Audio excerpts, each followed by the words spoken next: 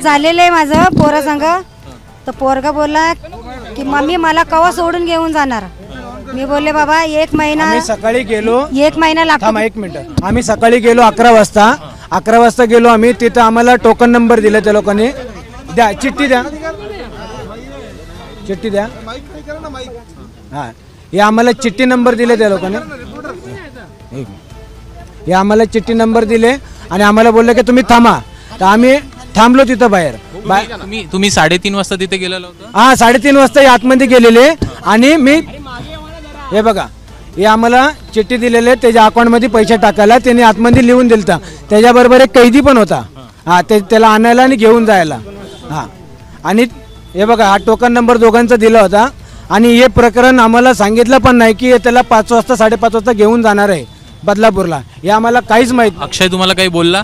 अक्षय काहीच बोलला नाही आम्हाला आणि काहीच माहित नाही। चार्जशीट आलाय तो काय म्हटला? चार्जशीट आलाय पप्पा मला कवा नाही सोडणार आहे। मी म्हटलं वकीलशी बोलून घेऊ।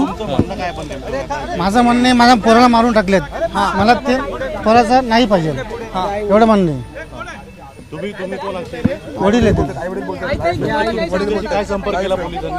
पोलिसांनी काही संपर्क नाही केला। कोणतरी बाहेरून त्याला कोणतरी काहीतरी करून त्याला मारून टाकले। शेवटचं बोलणं काय झालं होतं तुमचं? माझा मुलगा बोलला की मम्मी मला कवा सोडणार तुम्ही। मी बोलले बाबा एक महिना थांब, बघू वकिलाची विचारून मग तुला सोडून घेऊन जाईन बोलले। त्याने काही सांगितलं का त्याला कसली भीती वाटते किंवा काय? नाही तसं काही नाही। ते पेपर दिले एवढा मोठा, आम्हाला सांगितलं होतं की पोलीसवाले लोकांनी एवढा मोठा पेपर लिहून दिलेले त्याच्या हातामध्ये। मला बोलत होता मम्मी तू वाचून बघ। मी बोलले मला वाचता नाही येत, मला वाचता नाही येत बोल। त्याला आणि त्याला पेपर पण दिला होता मोठा। ऐका सर, मोठा पेपर पण दिला होता त्याला लिहून शनी। आणि त्या पेपर मध्ये काय लिहिलेलं होतं ते माहित नाही। तर ते बोलला की हे वाचा मम्मी। तर हे मम्मीला सांगितलं वाचून घ्या। तर ते बोललं की मला वाचायला येत नाही। तर ते काय असेल तर ते टाकून दे कुठेतरी कचऱ्यामध्ये। तर काय लिहून दिलं तर ते माहित नाही आणि त्यालाच माहित होतं। काहीच नाही झालं तर ते पोराला कशाला मारले तुम्ही लोक? आणि अजून काय गुन्हा सिद्ध त्याचा रिपोर्ट नाही दाखवले, काय नाही दाखवले पोराचा। आता तुम्ही आतमध्ये जाऊन आला का? काय पोलिसांनी तुम्हाला काही सांगितलं? काहीच सांगितलं नाही, काहीच सांगितलं नाही आम्हाला। आणि हे प्रकरण दाबण्यासाठी त्याला मारलंय।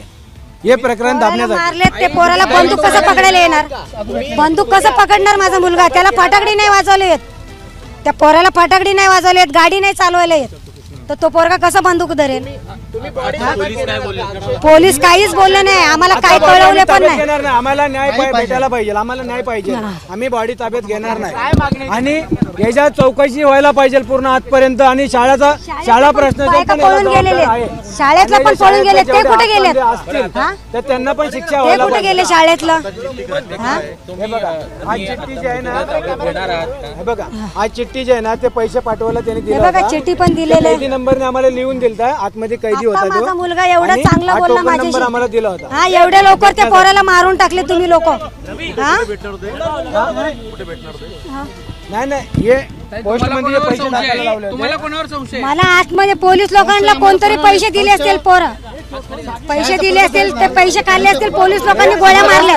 आम्हाला म्हणणं एवढं आहे की याच्यात पोलीसवाले पण जबाबदार आहेत आणि ते मारणारे पण पोलीसदार आहेत। आणि हे शाळेच्या प्रशासनाने ते पण पैसे दाबून त्यांनी हे काम केलेलं आहे। एक आरोप केला जातोय की अक्षयनं पहिल्यांदा पोलीस अधिकाऱ्यांची बंदूक हिसकावून घेतली। हे होऊ शकत नाही, हे होऊ शकत नाही। आम्ही जे बोलणं केलेलं आणि तो आतमध्ये गेला होता आणि आम्हाला सांगितलं नाही की 5:30 वाजता तो घेऊन जाणार आहे। आम्हाला काहीच सांगितलेलं नाही याच्यात। आतमध्ये वैतागलेला होता? नाही काहीच नाही। तो हसून खेळून त्यांनी आतमध्ये गेला साहेब। तो बोलला की मला 4 पैसे पाठव खायला, मी चाललो आता। हे बघा आम्हाला नंबर पण दिलेला आहे। हा नंबर बघा, हे बघा हा नंबर पण दिलेला आहे। हे बघा हा नंबर पण दिलेला आम्हाला। हा हे बघा हे पैसे। आता मृतदेह तुम्ही ताब्यात घेणार आहे का? काय काय काय तुमची मागणी आहे? आता आम्ही घेणार नाही। जे याला जबाबदार आहेत त्याला शिक्षा भेटायलाच पाहिजे। शिक्षा भेटल्याशिवाय आम्ही गप्प राहणार नाही। कोणाला? या घटनेला शाळा प्रशासन आणि पोलीस हे दोन्ही जबाबदार आहेत। पोलीस चौकी दरम्यान